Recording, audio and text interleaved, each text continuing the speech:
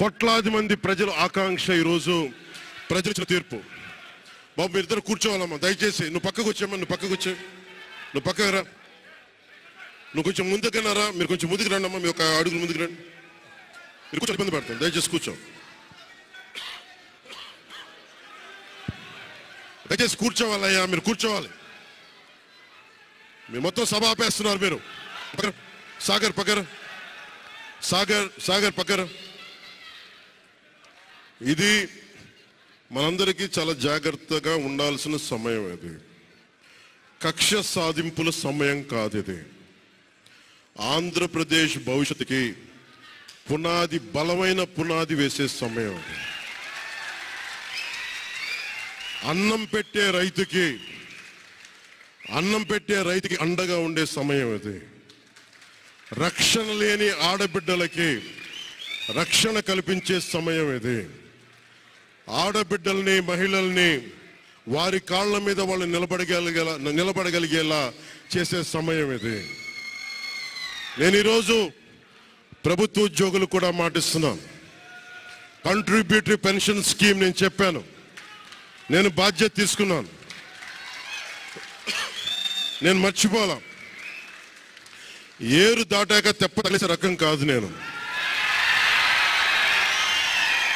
Contributory pension scheme దానికి సరి సమానంగా అది కానీ మీకు న్యాయం వచ్చేలాగా సంవత్సరం లోపు తీసుకొస్తాను అని మాట ఇచ్చాం, తీసుకొచ్చి తీరుతాం. ఆ మాట మీకు ఇస్తున్నాం. మెగా డిఎస్సి నోటిఫికేషన్ విడుదల చేయించే బాధ్యత మనం తీసుకుందాం. యువత విలవిల్లాడిపోతా ఉన్నారు, యువత నలిగిపోతా ఉన్నారు. మీ చదువులకి తగ్గ ఉద్యోగాలు కానీ, మీ స్కిల్స్ని పెంపొందించి మీకు ఉద్యోగాలు కానీ, నేను మీకు చెప్తున్నా, నాకు చాలా పెద్ద బాధ్యత ఇచ్చారు ప్రజలు. ఈ రోజున మామూలు బాధ్యత ఇవ్వాల. గెలిచింది, పోటీ చేసింది 21, 2 పార్లమెంట్లు గెలిచింది 100%. కానీ బాధ్యత ఎంత ఉందంటే 175 సీట్లు మనమే గెలిస్తే ఎంత బాధ్యత ఉందో అంత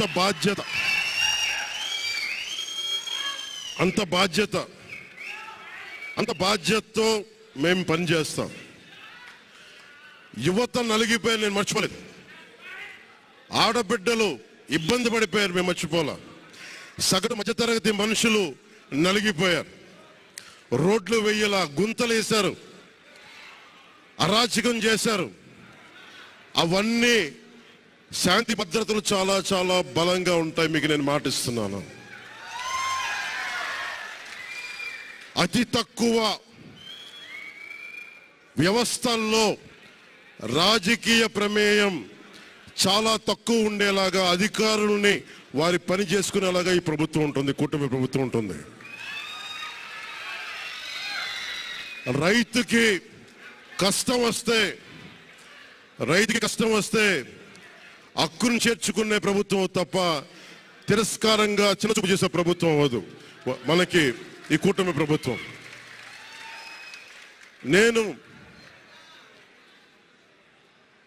నాకు రాజకీయాలు డబ్బు అవసరం లేదు. నేను మీకు మళ్ళీ చెప్తున్నాను, మీకు నేను డబ్బుల కోసం, పేరు కోసం రాజకీయాల్లోకి రాలేదు. మీలా నలిగిపోతారు చూస్తారా ప్రతి ఒక్కళ్ళు. సగటు మనిషి మాకు ఎవడు ఉండేంటి, నా కులం లేదు, మతం లేదు, నా కష్టాన్ని ఎవరు చూడరేంటని ప్రతి ఊర్లో ఉండే ఒక సగటు మనిషి అనుకుంటాడు. ఆ మనిషి కష్టాలు నేను చూసిన వాడిని. ఆ మనిషికి భుజం కాయడానికి నేను వచ్చాను రాజకీయాల్లో.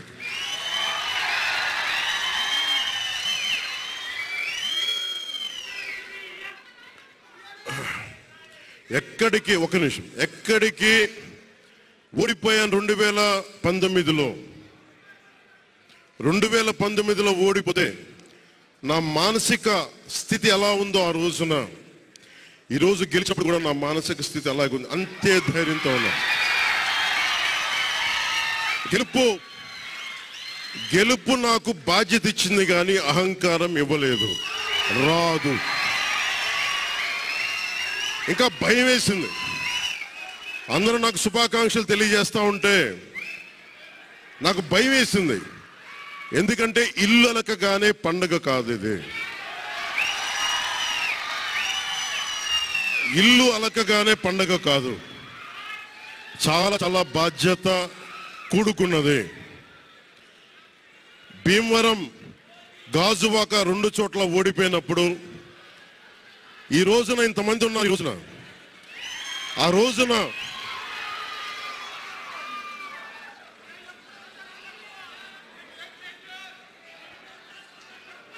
రోజున నా పక్కన నన్ను నమ్ముకున్న కొద్దిమంది తప్ప, కానీ నాకు ఒకటే అనిపించింది, నేను పరాజయం చూసి భయపడను, ఓటమి చూసి భయపడను.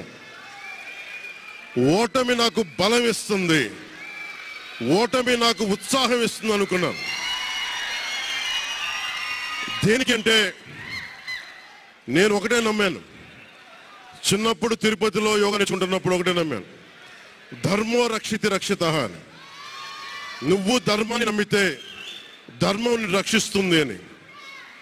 ఎప్పుడో ఒక 30 సంవత్సరాలు ఇంకా ముందే 18-19 ఏళ్ళప్పుడు చదివితే ఈ రోజున ధర్మం కోసం నిలబడ్డాం. ధర్మం కోసం నిలబడితే ధర్మం ఈరోజు మన వెంట నిలబడింది. అందుకని మనస్ఫూర్తిగా ఏ శక్తి అయితే కనిపించని ఆ పరాశక్తి, కనిపించని ఆ దేవుళ్ళందరికీ కూడా దయచేసి అరవద్దు, కనిపించని దేవుళ్ళందరికీ కూడా ఈరోజు నేను కృతజ్ఞతలు తెలియజేసుకుంటా ఉన్నాను.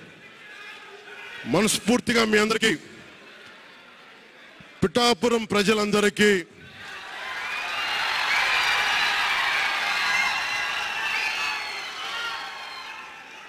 మీరు పిఠాపురం పురజనులకి, పెద్దలకి, ఆడపడుచులకి, అక్క చెల్లెలకి, యువతులకి, కథం తొక్కిన యువతకి, కథం తొక్కిన జన సైనికులకి, జనసేన నాయకులకి, తెలుగుదేశం నాయకులకి, తెలుగుదేశం శ్రేణులకి,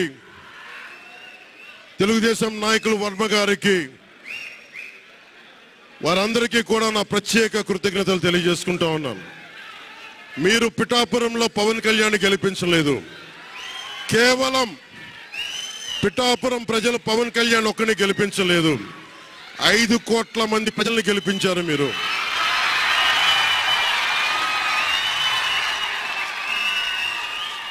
నాకు బలం ఇచ్చారు. ఈరోజు మీరు గుండెల్లో పెట్టుకొని ఓడిపోతేనే ఇంత బలంగా నిలబడినవాడిని, ఇంత బలంగా నిలబడ్డవాడిని. ఇంత గెలిపించి కాదు మీరు ఇచ్చింది, చిన్నపాటి జయం ఇవ్వాల, ఆకాశం అంత విజయం ఇచ్చారు మీరు మాకు, మా కూటమి ప్రభుత్వానికి. ఇది గుండెల్లో పెట్టుకుంటాం, నిలబడతాం, నిర్మాణాత్మకంగా పనిచేస్తాం. మీ కష్టాలలో మీ ఇంట్లో ఒకటిలాగా నేను ఉంటాను, మీ అందరికీ మాటిస్తున్నాను.